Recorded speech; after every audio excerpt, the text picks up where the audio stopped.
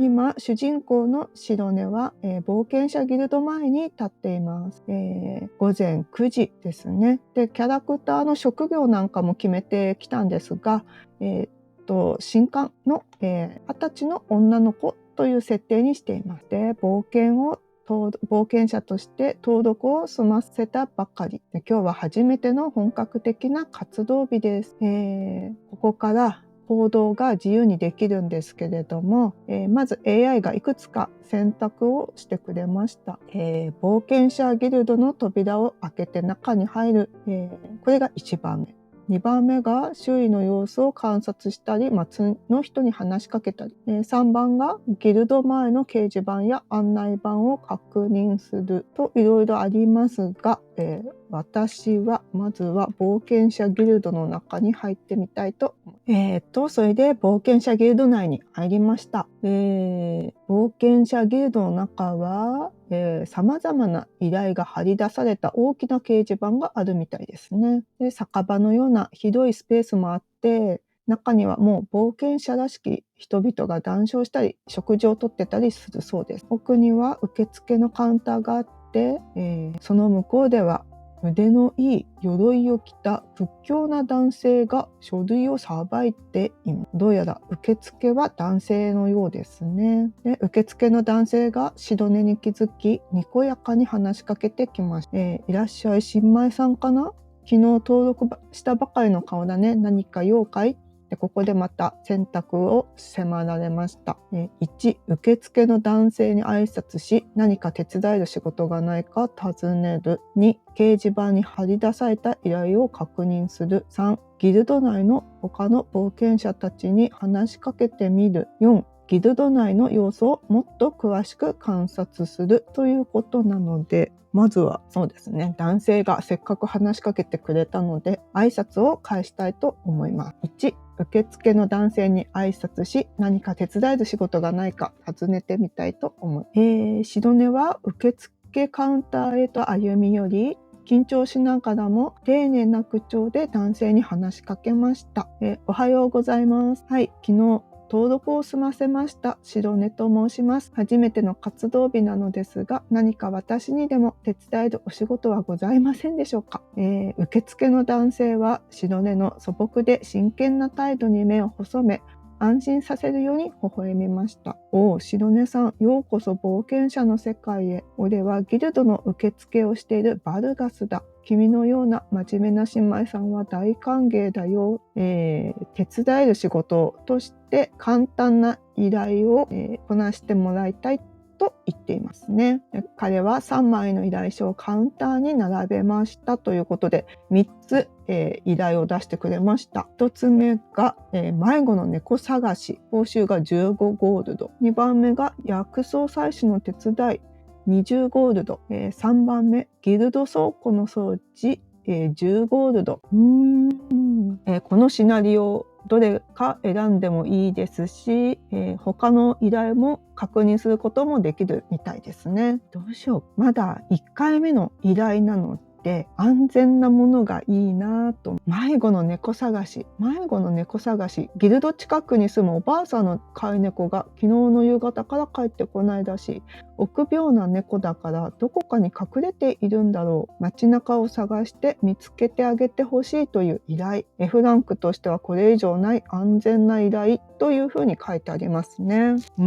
そう。じゃあまずおばあさんの猫心配なので猫探しからしたいと思う。さて、依頼を受けることになりました。白根は、迷子の猫探し私にやらせていただきますと伝えて、バルガスは満足そうにうなずきました。そうかい、それは助かる。おばあさんもきっと喜ぶだろう。猫の名前はミミ。特徴は白い毛に黒いブチ模様。首には小さい鈴をつけているそうです。で、臆病だけど人懐っこいから優しく、声をかけてやってくれ。この依頼のゴール、ミミを見つけて、おばあさんのもとへ無事に届けることだ。成功を祈るよ白根さんとバルガスはだいぶ親切にいろいろ教えてくれました。次の行動の選択をしてくださいということで、1、ギルドを出て猫の耳を探し始める。2、バルガスに猫を探す上でのアドバイスを求める。3、依頼書の内容をもっと詳しく確認する。ではここは屈強な戦士のバルガスさんに猫探しのアドバイスを求めたいと思います。バルガスさんなんか親切そうな人なのでアドバイスをしてくれるかな。シドネはバルガスに尋ねました。バルガス様、ありがとうございます。もしよろしければ猫を探す上での何かアドバイスをいただけますでしょうか。こういったことは初めてで、どこから探せばいいか少し戸惑っておりまして、バルガスは腕を組み、とうなりました。なるほど、猫を探すのは意外と手強いもんだ。特に臆病な猫なら人目の少ない場所、物陰や狭い場所に隠れていることが多い。あとは猫は匂いに敏感だから、おばあさんの家から出たばかりなら食べ物の匂いにつられてどこかへ行ってしまった可能性もあるなということらしいですね。あとは具体的なアドバイスをくれました。おばあさんの家の周りから重点的に探すのが一番。それから街の裏路地や普段あまり人が通らない場所、あとは見つけたら、ゆっくり近づいて優しく名前を呼んであげてねということらしい。ここでまた選択ができます。1、ギルドを出て猫の耳を探し始める。依頼書の内容をもっと確認する。ギルド内の他の冒険者たちに話しかけてみるといろいろありますが、まずは、猫ちゃん探しに行きたいなと思います。そうですね。どこから探し始めましょう。依頼人のおばあさんの家はギルド近くだったので、その周辺から探し始めるのが良さそうですと、GM が言っていますね。GM ゲームマスで選択。おばあさんの家がどこにあるか町の人に尋ねてみる。おばあさんの家どこにあるのか依頼書に書いてなかったね。2、ギルド周辺の裏路地や狭い場所を重点的に探す。3、まずは大きな通りを歩き見渡せる範囲で耳の姿を探す。そうですね。まずは依頼人のおばあさんに会いに行きたいなと思います。もう探し始めてもいいかなと思うんですけど、おばあさんの話もちょっと聞きたいなと思うので、おばあさんの家がどこにあるのかまず探したいと思う。で、シドネは周囲を見渡し優しそうな雰囲気の、買い物帰りだし中年の女性に声をかけました。すいません、失礼いたします。もしご存知でしたらお伺いしたいのですが、この辺りで迷子の猫を探しているおばあさんの家はどちらかご存知でしょうか。女性はすぐにピンときたみたいですね。おばあさんの、家を教えてくれました。水色の屋根の小さな家だそうです。おばあさんも心配しているだろうから早く見つけてあげておくれと言われます。ここで選択ね、どうするかということなので、おばあさんの家を訪ねて、耳にする、情報を直接聞きたいと思います。時刻は9時45分、スタートが9時だったので少し時間が経ってますね。天気も変わりなく快晴みたいです。さて、シドネは水色の屋根の家の扉を優しくノックしました。しばらくすると扉が開き、少し顔にシワが刻まれた、しかし温かい眼差しの小柄なおばあさんが出てきたそうです。おばあさんはシノネが、耳を探してくれると聞くととても嬉しそうな顔をしました。遠慮しないで中へお入り。ミミちゃん本当に心配でね。おばあさんはとっても心配そうですね。で、ミミの特徴も教えてくれました。白い毛に黒いブチ模様。これは依頼書に書いてある通りですね。で、首に小さな銀色の鈴をつけているんだよ。とても臆病で大きな音が苦手でね。普段は家の中でおとなしくしているんだけど、昨日の夕方、私が庭で洗濯物を干している隙にひょいっと外へ出てしまって、あの後すぐに探しに行ったんだけどもどこにもいなくてね、まさかこんなに長く帰ってこないなんて。おばあさんの声は震え涙が浮かんでいます。あの子高いところや狭いところが好き。でも外の世界は怖いだろうからどこかの物陰で震えているんじゃないかと思ってね。普段は私の足元にまとわりついてくるようなとても甘えん坊でね、まさかあの路地の奥の廃屋にでも入っちゃったんじゃないかと心配で、おばあさんは家の近くにある使われなくなった廃屋を心配しているようでした。なんか怪しいです。使われなくなった廃屋。選択が出ました。おばあさんからミミの好きな場所や隠れそうな場所についてさらに詳しく聞く。2、おばあさんにミミの匂いがついたものを借りられるか尋ねる。3、おばあさんを安心させ、すぐに廃屋の方から探し始めると伝える。そうですね、ここは、まずはミミの匂いがついたものを借りて、すぐに廃屋の方から探し始めたいなと思う。白根は、おばあさんの心配そうな顔を見て優しく語りかけました。おばあさま、ミミちゃんはきっと見つかります。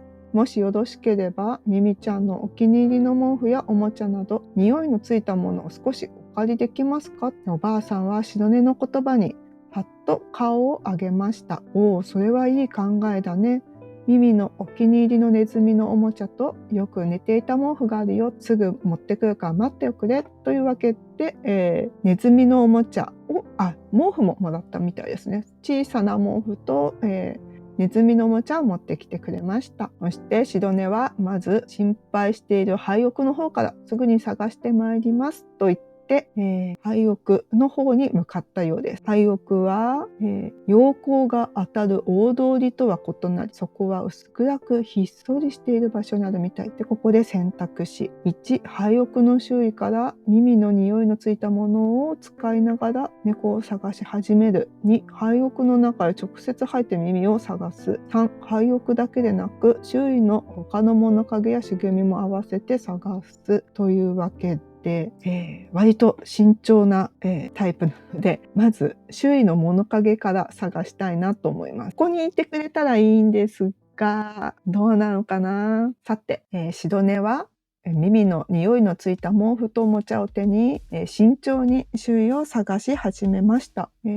まず廃屋の壁沿いに生えた草むらやゴミ箱の裏、古い木箱の隙間など、猫が隠れそうな場所を丹念に見て回ります。時折耳のおもちゃを地面に置いてみたり、毛布を揺らして匂いを拡散させたりしながら、耳と優しく名前を呼びかけます。さて TRPG らしく、ここでダイス判定があります。TRPG はダイスを振って、その目でコードが失敗するか成功するかって決まる特徴があるんですけれども、このゲームでもそれを取り入れていて、こういうところで判定が入る。これはダイス、本当はプレイヤーが振るんですけれども、GM に自動的に振ってもらうようにしています。知力判定難易度9より大きい目が合計で出れば、成功です。で、白根の知力は32あるので、知力の32割る10が3。これが基本。それから、6面ダイス。1から6の目があるダイスを、2個振ります。今回出た目は、4と3だったみたいなので7。で、基本値の3足す7をして合計10。ちょっとギリギリでしたね。難易度9に対して合計10成功ですということで、白根が廃屋の裏側、特に口かけた堀の根元を覗き込んだその時です。時は濃い猫の匂いを感じるとともに、かすかにそして連続したカシャカシャという鈴の音が耳に届きました。かなり狭く暗い場所ですが、確かに猫の気配がするみたいで、ミミちゃんかな、ここで行動の選択で。1、木の板の隙間からそっと耳に呼びかけてみる。2、隙間から見える範囲で耳の姿を目で確認しようと試みる。3、隙間を広げられないか周りの木の板を動かしてみる。ということで、ミミちゃんかどうかわからないんですが、猫を発見したみたいですね。というわけで一旦ここで区切って、次回はここから始めたいと。見つけた猫はミミちゃんなのかどうかちょっとわからないですが、次回やってみます。